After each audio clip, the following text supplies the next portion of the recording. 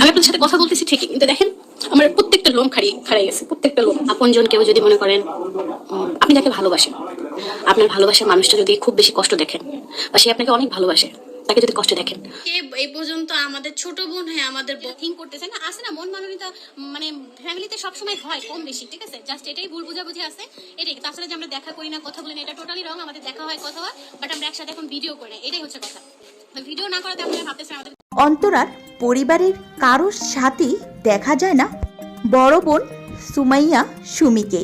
আর যা নিয়ে সোশ্যাল মিডিয়াতে চলছে ব্যাপক আলোচনা ও সমালোচনা। এক মাস ধরে নুসরাত জাহান অন্তরার বড় বোন সুমাইয়া সুমিকে আর তাদের সাথে দেখা যায় না। আগে যেখানে ছোট বড় সব প্রোগ্রামে সানজিদার মা সুমাইয়া সুমিকে দেখা যেত, তিনি সব সময় উপস্থিত থাকতেন। এখন আর তাদের কোনো অনুষ্ঠানে দেখা যায় না। আর এই ব্যাপারটিকে ঘিরে সোশ্যাল মিডিয়াতে নানান গুঞ্জন ছড়াচ্ছে। সানজিদার মা সুমাইয়া সুমি অন্তরার আপন বোন নয়, সৎ বোন। জানা যায় তিনি অন্তরার সৎ বোন। পারিবারিক দ্বন্দ্ব চরম আকারে ধারণ করছে। সুমির সাথে নাকি অন্তরার জর্গা হয়েছে, এমনও কথা বেশি বেড়াচ্ছে। সবার সাথে দেখা সাক্ষাৎ বন্ধ করে দিয়েছে সানজিদা ও তার মা। এবার চলমান এই গুঞ্জনটি নিয়ে সানজিদার মা নিজেই মুখ খুলেছেন। তিনি বলেন, সব পরিবারে ছোট বড় মনোমালিন্য থাকি, আর তার পরিবারও এমন মনোমালিন্য হয়েছে। সানজিদার মা আরও বলেন, পারিবারিক দ্বন্দ্বের কারণে আর একসাথে তারা ভিডিও করছেন না। তবে সানজিদা ও তার মাকে অন্যদের সাথে নিয়মিত ভিডিও বানাতে দেখা যাচ্ছে। তো ভিউয়ার্স, চলুন শুনে আসি সানজিদার মার মুখ থেকে আসলে অন্তরার সাথে তার কি নিয়ে জর্গা এবং সমস্যাগুলো কি কি। আমি আপনাদের সাথে কথা বলতেছি ঠিকই, কিন্তু দেখেন আমার প্রত্যেকটা লোম খাড়াই গেছে, প্রত্যেকটা লোম। আপনজন কেউ যদি মনে করেন আপনি যাকে ভালোবাসেন, আপনার ভালোবাসার মানুষটা যদি খুব বেশি কষ্ট দেখেন বা সে আপনাকে অনেক ভালোবাসে, তাকে যদি কষ্ট দেখেন, তখন অটোমেটিকলি নিজের থেকে অনেক বেশি ভেঙে পড়ি আমরা। সেকেন্ড টাইম বিয়ে করার পর হচ্ছে আসলে কি আমরা হচ্ছে যাদেরকে আমরা যারা এক নামে বুঝি, তারা হচ্ছে আমাদের হচ্ছে সৎ মা হিসেবে।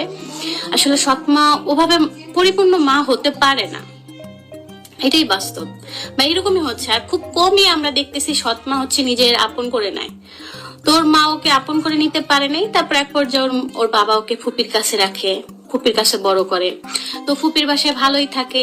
তখন এক সময় বছরে ঈদে আসলে ওর বাবা কিন্তু ওনার মেয়ের থেকে হচ্ছে ফুপির ছেলে মেয়ের দামি দামি ড্রেস কিনে দেয়। তার ফুপি বলতো তোর বাপে কি দেয়, বা ফুপির কাছে থাকলেও কিন্তু প্রপার ভাবে যে সে পুরোপুরি ভালোবাসাটা পায় এমনটা কিন্তু না। সেখানেও সে অবহেলায় লাঞ্ছিত নিয়ে সে বড় হয়। এক পর্যায়ে যখন সে আরেকটু বড় হয়, তখন তার বাবার নিজস্ব ফ্ল্যাট ছিল, সেখানে তার বাবা তাকে ফ্ল্যাট ভাড়া করে দেয়। সে থাকে আলাদাভাবে, একা থাকে একটা মেয়ে একটা ফ্ল্যাটে। ভয়ে পাওয়ার কথাই, সে অনেক ভয় পাইতো, ছোট তো তাই না, ভয় পায় স্বাভাবিক।